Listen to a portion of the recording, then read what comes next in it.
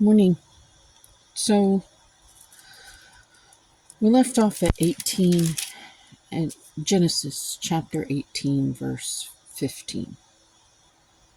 We're about to step into a very difficult and contested section of the Bible. It's one that's very overused and very misunderstood. And I said that I was not going to explain it from my understanding. And I'm going to try desperately hard not to do too much, but I still feel pushed by God to continue to speak. So I'm going to explain it to a degree. We're about to enter into where Sodom and Gomorrah are destroyed. It is, like I said, it is incredibly overused and very misunderstood. And if you watched the second video that I made, it's called Enemy Within Part 2, I give you my feelings on homosexuality and exactly what Sodom and Gomorrah means. Sodom and Gomorrah was never truly destroyed, and it says it in here. It wasn't destroyed because of homosexuality. It was destroyed because of sexual iniquity. Sexual iniquity is a broad scope.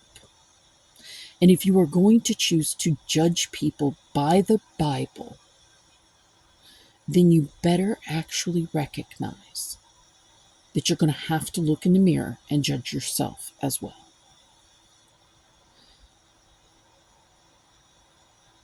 There are those that say that the Bible is infallible because the Bible or the Word was with God. The Word was with God in creation.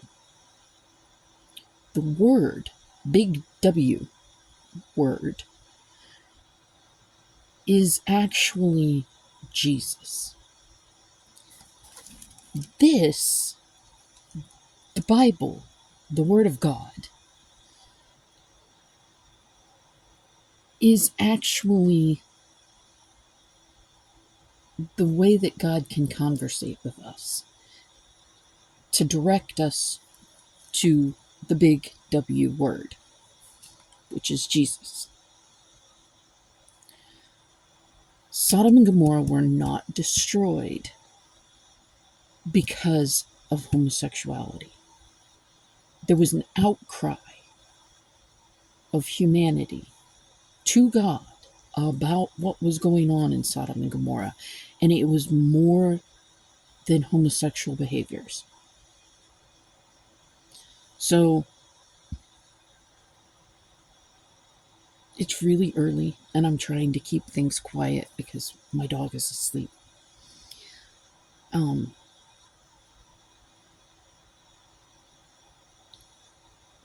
However, this is something I feel very impassioned about, and I'm kind of putting my foot in it right now. We need to recognize that the Bible, as I stated in a previous video, the Bible, while inspired, divinely inspired by God, it also is something that we have to recognize was also influenced in many ways by the hands that penned it. It doesn't. The overarching message of the Bible is actually about God's love and sacrifice. It's a story of love, of sacrifice, of salvation. Actually, again, go back to Word of Life, Brian Zahnd, he has a book called Water to Wine. And in it, he has a poem. I do not have the poem written down anywhere, But in that poem, I am telling you, it is phenomenal as to how to explain the difference between Jesus and the Bible. There is a difference. And we need to recognize that. We also need to recognize that at the time that it was written, it was penned by mankind, divinely inspired by God. The message is not depleted. It wasn't actually the Bible that gets it wrong in places. It is mankind's translation and failure to recognize and admit that failure that created the problem. For some unknown reason, humanity has a really hard time admitting when they're wrong. And yet, the Bible, everything tells you that until you admit you're wrong, you can't truly have a relationship with God. So you need to keep that in mind. And as I said a moment ago, if you're going to try to use the Bible and the Old Testament especially to judge others, then you need to be living your life completely and totally according to this word as well. And if you cannot do that, then don't try to judge somebody else. Moving on, Abraham pleads for Sodom. When the men got up to leave, they looked down toward Sodom, and Abraham walked along with them to see them on their way. Then the Lord said, "Shall I hide from Abraham what I am about to do? Abraham will surely become a great and powerful nation, and all nations on earth will be blessed through him. For I have chosen him, so that he will direct his children and his household after him, to keep the way of the Lord by doing what is right and just, so that the Lord will bring about for Abraham what he has promised him." Then the Lord said, "The outcry against Sodom and Gomorrah is so great, and their sin is so grievous, that I will go down and see if what they have done is as bad as the outcry that has reached me. If not, I will know." Nowhere in there. The outcry. See if the outcry is as bad. Verse 22. The men turned away and went toward Sodom, but Abraham remained standing before the Lord. Then Abraham approached him and said, "Will you sweep away the righteous with the wicked? What if there are 50 righteous people in the city? Will you really sweep it away and not spare the place for the sake of the 50 righteous people in it? Far be it from you to do such a thing, to kill the righteous with the wicked, treating the righteous and the wicked alike. Far be it from you. Will not the judge of all the earth do right?"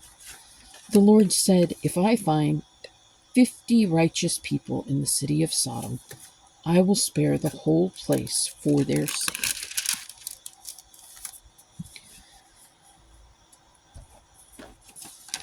Then Abraham spoke up again. "Now that I have been so bold as to speak to the Lord, though I am nothing but dust and ashes, what if the number of the righteous is 5 less than 50? Will you destroy the whole city because of 5 people?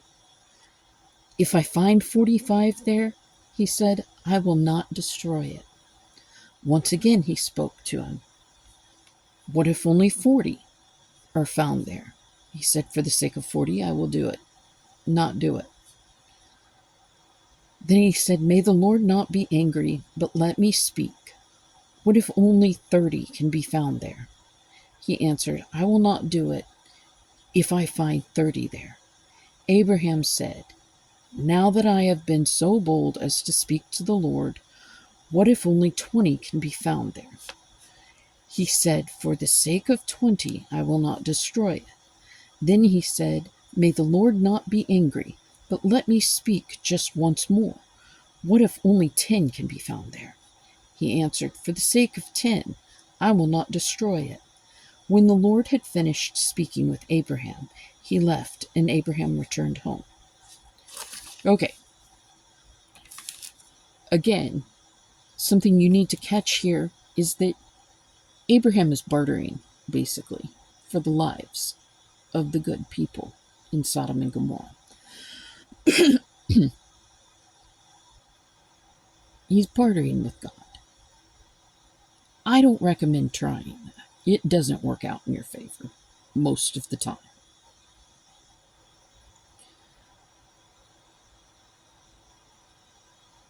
And the reality is that is a big thing that is still quite common in many areas of the world, bartering in that manner. So don't immediately go to the point where, oh, well, Abraham questioned God. No, Abraham was acting within his societal norms with God. This was the way that society functioned. It was kind of a give and take, a little bit of a bartering system.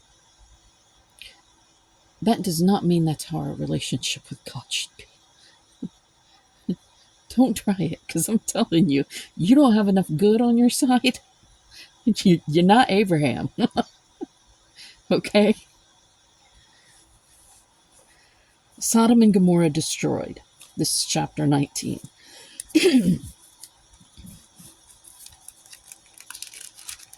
Because there's not really so many notes on this, we're going to go to chapter 22.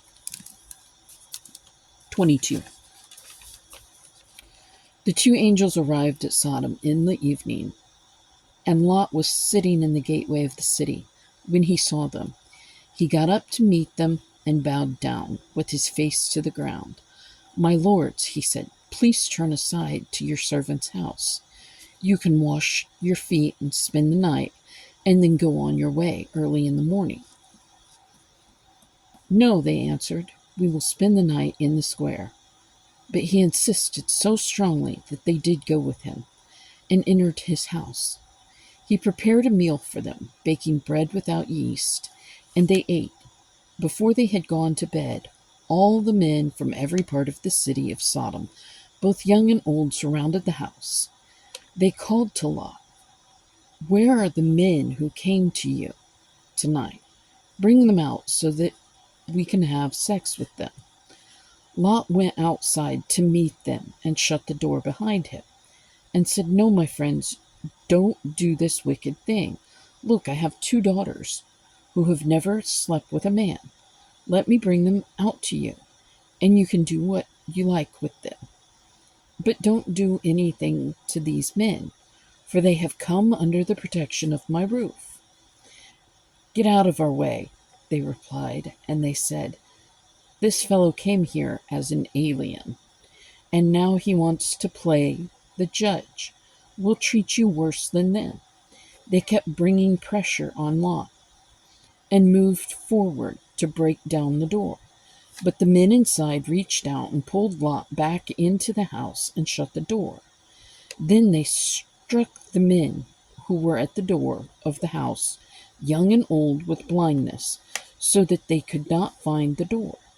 The 2 men said to Lot, "Do you have anyone else here, sons-in-law, sons or daughters, or anyone else in the city who belongs to you? get them out of here, because we are going to destroy this place.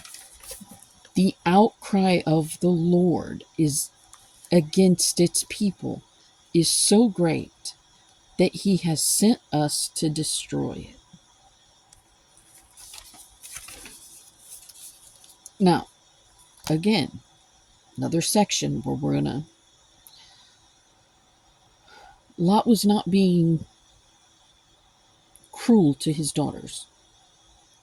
It's not that his children weren't important to him. It is that guest rights and guests in that area are so valued that, and the societal norm in that area, as far as guests are concerned, is that you would lay down even your own life and the lives of your family before you let any harm come to the guests of your home. It was not him being mean to his own daughters. That's not what that was. That was not him saying that women didn't have value. Okay? Don't get it twisted. So Lot went out and spoke to his sons-in-law, who were pledged to marry his daughters. He said, "Hurry and get out of this place, because the Lord is about to destroy the city." But his sons-in-law thought he was joking. With the coming of dawn, the angels urged Lot, saying, "Hurry, take your wife and your 2 daughters who are here, or you will be swept away when the city is punished."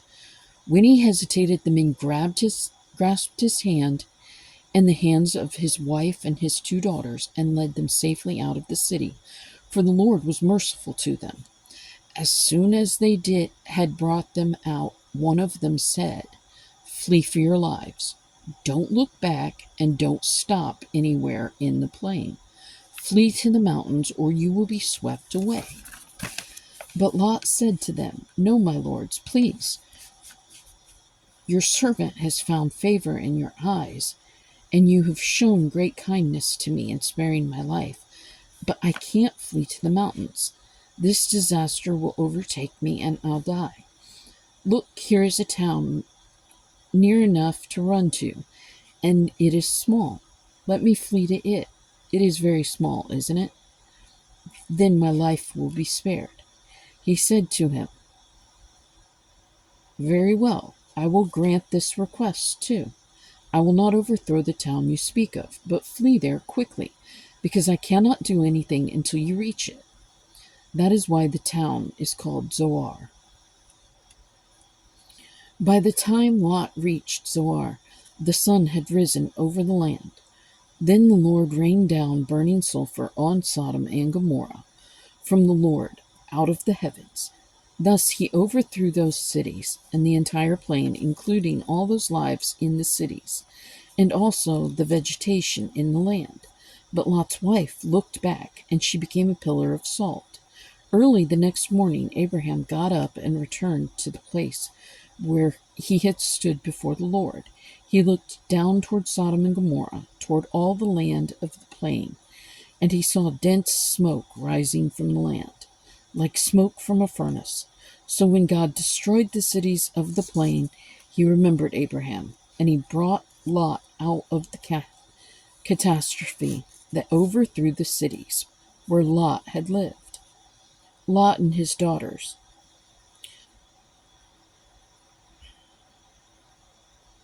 Oh, and this is another section. Okay.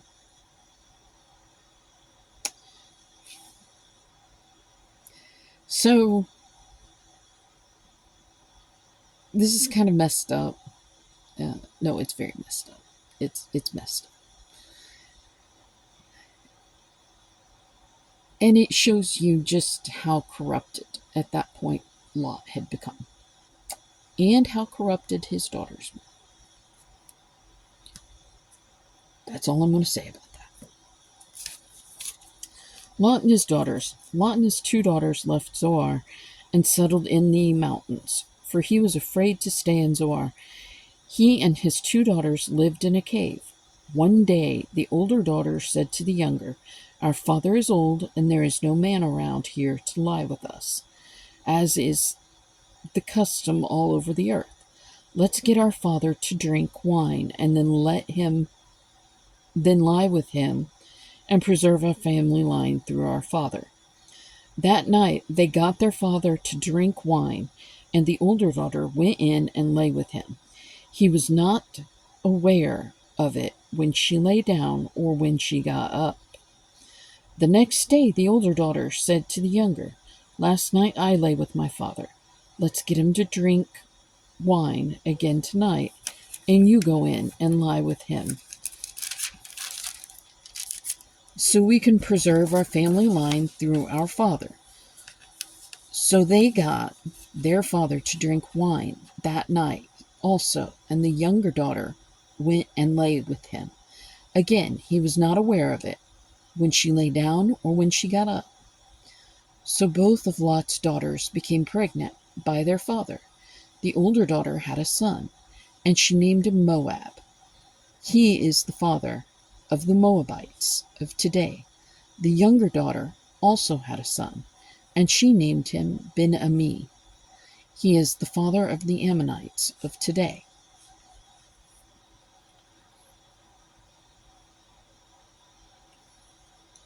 As I said, it's messed up. But it goes to show just how corrupted Lot and his daughters had become. Was that what God wanted? Nope. It is what God allowed. God does not want sinful behavior. God does not want us to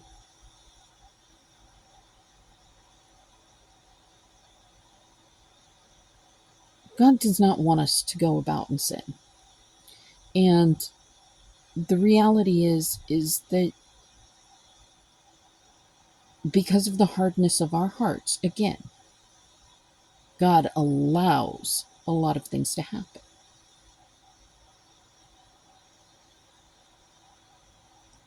But the Bible shows, the Bible is all a story moving in one direction straight towards salvation, leading directly to the foot of the cross. It is all moving in the direction of Christ. And that is the total message of it. We sinned. We screwed up. We did wrong. My bad. Been there. And this is all the story of how God got us from original sin to where sin could be forgiven. A sacrifice was made one time for everybody. All you had to do was make a choice. Once again, as I've said, God is the original creator of pro-choice.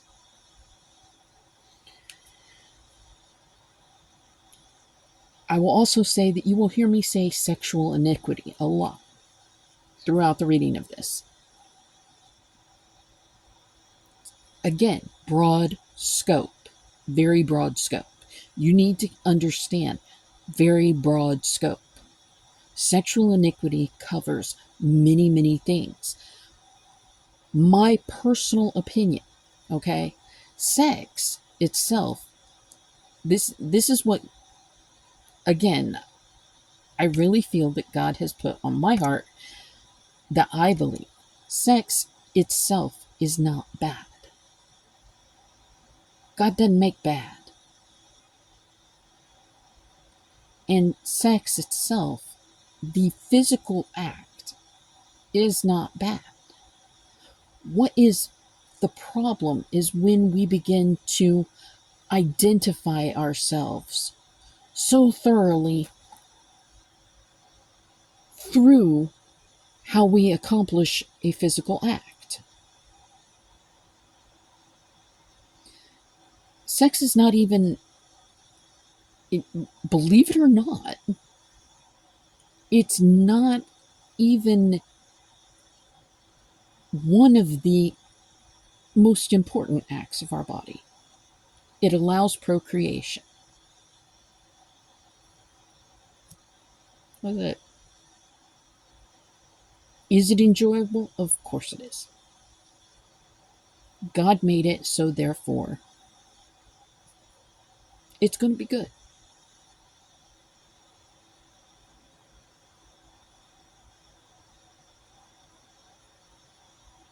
But the problem comes when we start to think of one as the weaker of the sexes, or we use that to identify ourselves so fully and completely. Just like when we use the term American to define ourselves, we should not define ourselves through anything of this earth. We should define ourselves through God and our relationship with God.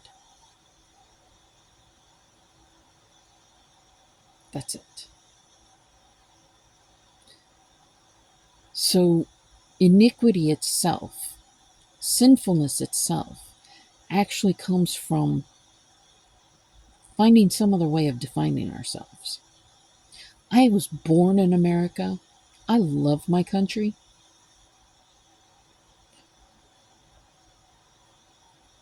But being an American does not mean that I am not a part of the rest of this world, and it should not stand between me and my relationship with God. It shouldn't be the only thing. It shouldn't be what defines me. God should be what God, in that relationship that I have with Jesus, is what should define me. So just keep that in mind. Like I said, if you're going to use this Bible to judge others, then you better be living it word for word yourself. And you better be prepared to look in the mirror and judge with that same wand. Abraham and Abimelech, chapter 20. Now Abraham moved on from there into the region of the Negev and lived between Kadesh and Shur. For a while he stayed in Gerar, and there Abraham said of his wife Sarah, "She is my sister." Then Abimelech, king of Gerar, sent for Sarah and took her. But God came to Abimelech in a dream one night and said to him, "You are as good as dead because of the woman you have taken. She is a married woman." Now Abimelech had not gone near her, so he said, "Lord, will you destroy an innocent nation? Did he not say to me, 'She is my sister'? And didn't she also say, 'He is my brother'? I have done this with a clear conscience and clean hands." Then God said to him in the dream, "Yes, I know you did this with a clear conscience, and so I have kept you from sinning against me. That is why I did not let you touch her. Now return the man's wife, for he is a prophet, and he will pray for you, and you will live. But if you do not return her, you may be sure that you and all yours will die." Early the next morning, Abimelech summoned all his officials, and when he told them all that had happened, they were very much afraid. Then Abimelech called Abraham in and said, "What have you done to us? How have I wronged you that you have brought such great guilt upon me and my kingdom? You have done things to me that should not be done." And Abimelech asked Abraham, "What was your reason for doing this?" Abraham replied, "I said to myself, 'There is surely no fear of God in this place, and they will kill me because of my wife, because she really is my sister, the daughter of my father, though not of my mother.'" and she became my wife. And when God had me wander from my father's household, I said to her, this is how you can show your love to me. Everywhere we go, say of me, he is my brother. Then Abimelech brought sheep and cattle and male and female slaves, and gave them to Abraham. And he returned Sarah his wife to him. And Abimelech said, my land is before you. Live wherever you like. To Sarah he said, I am giving your brother 1,000 shekels of silver. This is to cover the offense against you. Before all who are with you, you are completely vindicated. Then Abraham prayed to God, and God healed Abimelech, his wife, and his slave girls, so they could have children again. For the Lord had closed up every womb in Abimelech's household because of Abraham's wife, Sarah. And again, this story of Abraham and Abimelech, it goes to show that even great patriarchs screw things up. Abraham did not fully trust in God in that moment. So instead of claiming Sarah as his wife, and I know this is getting a little long and I'm sorry, we'll get through it. Instead of claiming Sarah as his wife, he lied. Well, a lie through omission. He left out that that was his wife. I'm not even going to touch the whole ancestral relationship. That I'm going to leave to a professional. Go talk to your pastor. Go to Word of Life Church on YouTube. Look for the information that's in there. Just, I'm not even going to touch it.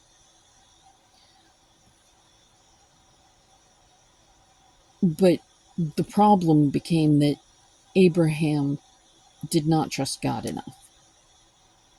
And yet God was still fair to Abimelech in speaking to Abimelech about what was going on.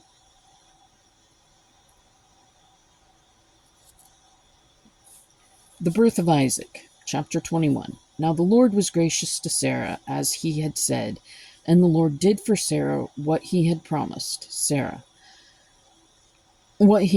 Sarah became pregnant and bore a son to Abraham in his old age, at the very time God had promised him. Abraham gave the name Isaac to the son Sarah bore him. When his son Isaac was 8 days old, Abraham circumcised him, as God commanded him. Abraham was 100 years old when his son Isaac was born to him. Sarah said, God has brought me laughter, and everyone who hears about this will laugh with me. And she added, who would have said to Abraham that Sarah would nurse children? Yet I have borne him a son in his old age. Hagar and Ishmael sent away. The child grew and was weaned, and on the day Isaac was weaned, Abraham held a great feast. But Sarah saw that the son whom Hagar, the Egyptian, had borne to Abraham was mocking. And she said to Abraham, get rid of the slave woman and her son, for that slave woman's son will never share in the inheritance with my son Isaac. The matter distressed Abraham greatly, because it concerned his son. But God said to him, do not be so distressed about the boy and your maidservant. Listen to whatever Sarah tells you, because it is through Isaac that your offspring will be reckoned. I will make the son of the maidservant into a nation also, because he is your offspring. Early the next morning, Abraham took some food and a skin of water and gave them to Hagar. He set them on her shoulders and then sent her off with the boy. She went on her way and wandered in the desert of Beersheba. When the water in the skin was gone, she put the boy under one of the bushes. Then she went off and sat down nearby, about a bow shot for she thought, I cannot watch the boy die. And as she sat there nearby, she began to sob. God heard the boy crying, and the angel of God called to Hagar from heaven and said to her, What is the matter, Hagar? Do not be afraid. God has heard the boy crying as he lies there. Lift the boy up and take him by the hand, for I will make him into a great nation. Then God opened her eyes, and she saw a well of water. So she went and filled the skin with water and gave the boy a drink. God was with the boy as he grew up. He lived in the desert and became an archer. While he was living in the desert of Paran, his mother got a wife for him from Egypt. And if you check, you will find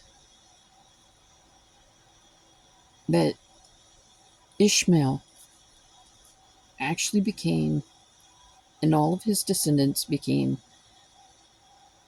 the Islamic nations.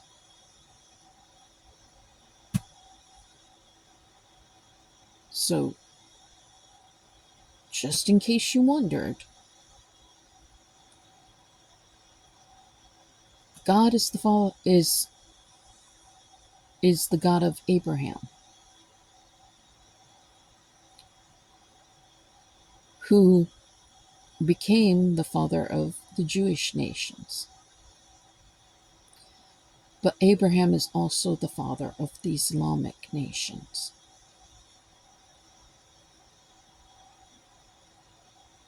Salvation came through Abraham's line.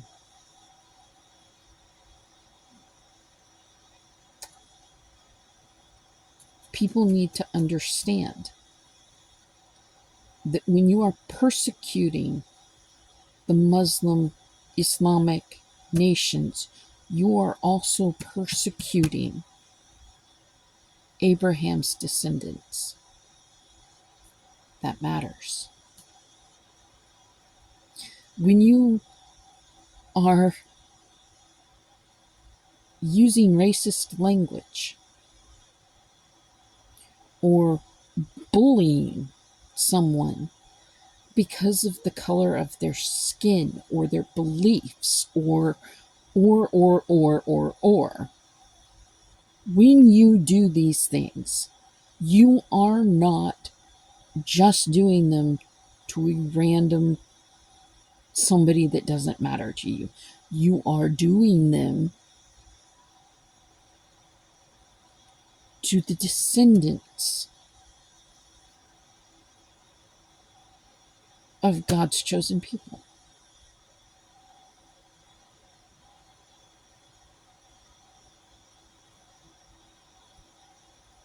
Just so you know. The three religions are the three major religions are far more connected than most people seem to understand, recognize, want to admit. Christianity came to us through the salvation by Christ. Judaism came to us because God chose Jewish people. The Islamic nations and Muslim faith came to us right from Abraham's own loins. And I say loins because, well, I always wanted to say it. It's a great word. The treaty at Beersheba.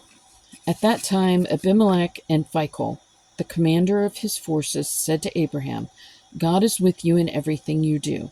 Now swear to me here before God that you will not deal falsely with me or my children or my descendants. And that right there, what I just did, that's why you should really get your own Bible. Because I'm not the only one that does that. And that means that My spit's all up over the pages of this Bible. You don't want to touch my Bible. Show to me in the country, show to me and the country where you are living as an alien the same kindness I have shown to you. Abraham said, I swear it. Then Abraham complained to Abimelech about a well of water that Abimelech's servants had seized. But Abimelech said, I don't know who has done this. You did not tell me, and I heard about it only today. So Abraham brought sheep and cattle and gave them to Abimelech. And the two men made a treaty. Abraham set apart 7 ewe lambs from the flock. And Abimelech asked Abraham, What is the meaning of these 7 ewe lambs you have set apart by themselves? He replied, Accept these 7 lambs from my hand as a witness that I dug this well. So the place was called Beersheba, because the 2 men swore an oath there. After the treaty had been made at Beersheba, Abimelech and Phicol, the commander of his forces, returned to the land of the Philistines. Abraham planted a tamarisk tree in Beersheba, and there he called upon the name of the Lord, the eternal God, and Abraham stayed in the land of the Philistines for a long time. And that brings us to chapter 22, Abraham was tested. I know it was long. I'm really sorry. I'm trying. Let's pray. God, my holy God, my King and Savior Jesus, let this day be about you. Let us seek you out in it. Let my mind be your mind, God, that I might continually think of the things of you and dwell on the things that you would dwell upon. Let my eyes become your eyes, God, that I might continually see others as you see them. Let my ears become your ears, God, that I might continually hear your words of truth, and that no matter what words are actually given voice to, I hear your truth.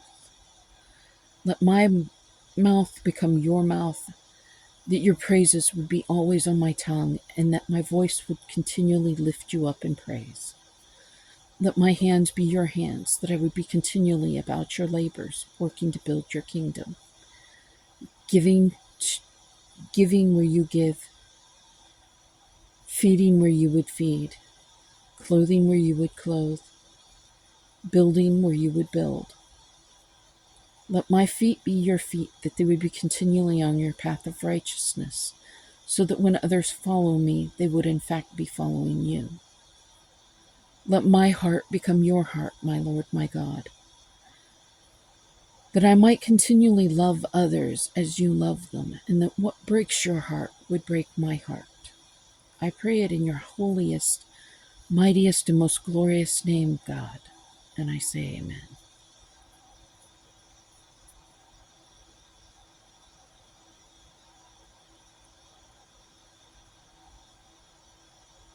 Be kind to one another. You don't know what the person that you're dealing with in this day had to go through to get to where they are. So just be kind to one another.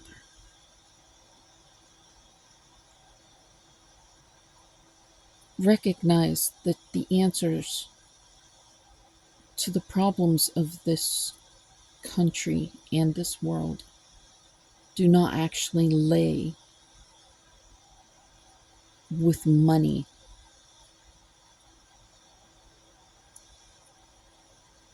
or cruelty.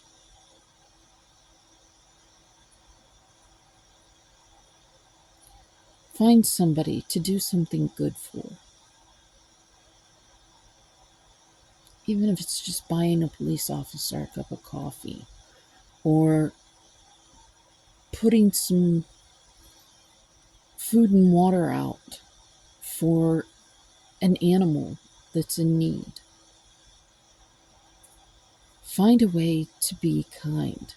It feeds the soul far better than any morsel of food ever will. Have a great day.